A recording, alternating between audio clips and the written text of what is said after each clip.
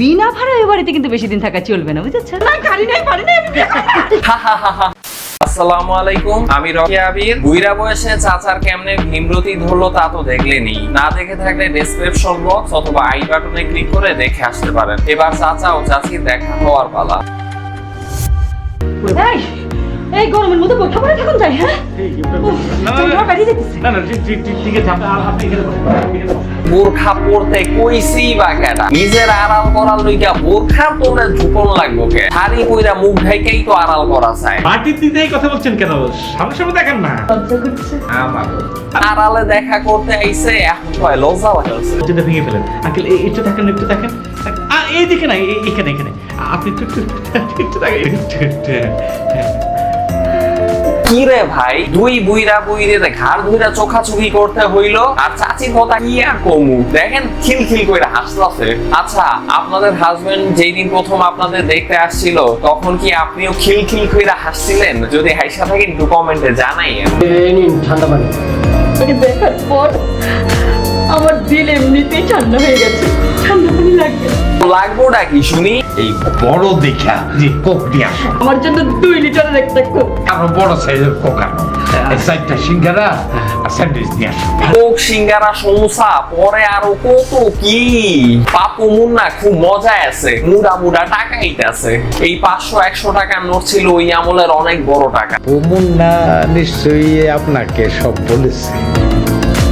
জি। আপনার এই ব্যাপারে মতামত? কথা বলবো না। আপনি আমাকে আপনি করে বলছেন কেন? তুমি করে বলবেন না? তাছাড়া এত লজ্জা দেন কেন? আরো সময় দেন। শুধু একবার বলো। নতুন প্রেমে পড়লে সবাই কবি গানওয়ালা হইয়া যায়। চাচা এই বুইরা বয়সও ব্যতিক্রম না। এই যে ঘটনাটা কি বলো তো? কি ঘটনা?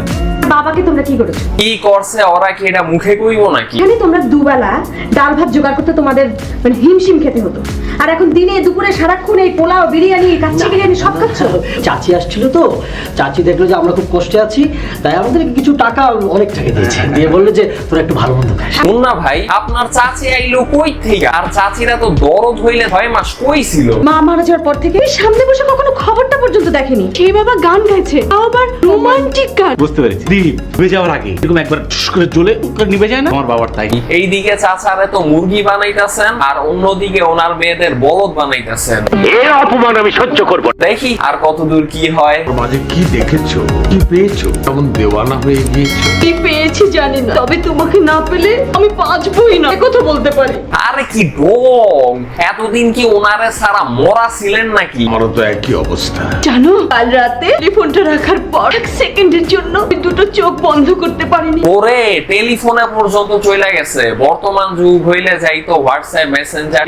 নিঃসন্দেহে তুই ঠিক কথা বলেছিস।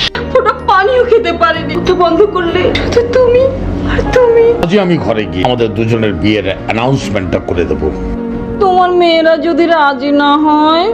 সেটাই তো কথা। এত বছর পর নতুন মারে এত সহজে কেমনে মানবো? এটা একটা কথা হলো? আমার খাবে, আমার পড়বে, আর আমার মনের ইচ্ছা পূরণ করবে না? প্রয়োজনে ওদের আমি প্লিজ এতটা পাষাণ হয়েও না প্লিজ। আচ্ছা, সামান্য প্রেমের হয় এত অধপতন? চাচি আপনারে কই, এখনো তো বিয়া হয় নাই, তাই মেয়েদের প্রতি এতই দরদ দেখাইতেছেন। ডাইনিগিরি সব বিয়ার পরের জন্য যে রেখা দিছেন তা বুঝাই যাইতেছে। তোমা কথা দাও, রাত 12টার পর আমাকে ফোন করবি। হ্যাঁ, তোমার কষ্ট হবে না? কিসের কষ্ট?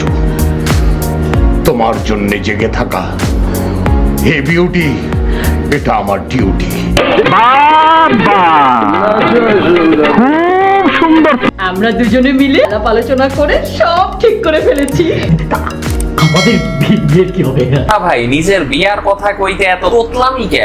হাই আগে আমাদেরটা হোক না, পর তোমাদেরটা নিয়ে ভাববো। আপনার সঙ্গে চাচার ফিট করে দিলাম যে আশায়, এখন আপনি বলছেন আপনি ভাববেন। ফিট কইরা দিছেন এর মানে তো এই না যে কিনা নিছেন। তোমাদের আঙ্কেলের সাথে তো রোজ রাতে আমার ফোনে কথা হয়, তোমাদের সম্পর্কে সব কথা সে আমাকে বলেছে। কেসটা কোন দিকে করাইতেছে দেখার বিষয়। তোমরা দুজন বেকার, ঘরে ডাল ভাতেরও ব্যবস্থা নেই, আর 6 মাসের বাড়ি ভাড়াও দিতে পারো না। এই জন্য আপনার সঙ্গে আঙ্কেলকে ফিট করলাম, আপনি এসে বলছেন। ভাই, ঘটক কি কখনো নিজে বিয়া করে শুনছেন? ঘটক বিয়া ঘটাইবো, টেকা নিবো, খেল খতম। এর বেশি কোনো দাবি রাখে না।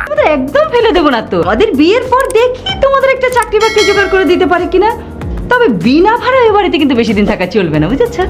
যেই সাপরে দুধ দিছিল অন্যরে সবল দেওয়ার লইগা, এ তো দেখি আমগরেই সবল দেওয়ার লইগা প্রস্তুতি নিতেছে। দাও দুধ খাওয়া বন্ধ।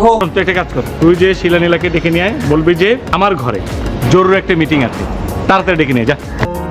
প্রেমিকাদের আড়ালে নিজেদের কার্য সম্পূর্ণ করতে ব্যর্থ, তাই আবারও প্রেমিকাদের দরে দাঁড়াছো।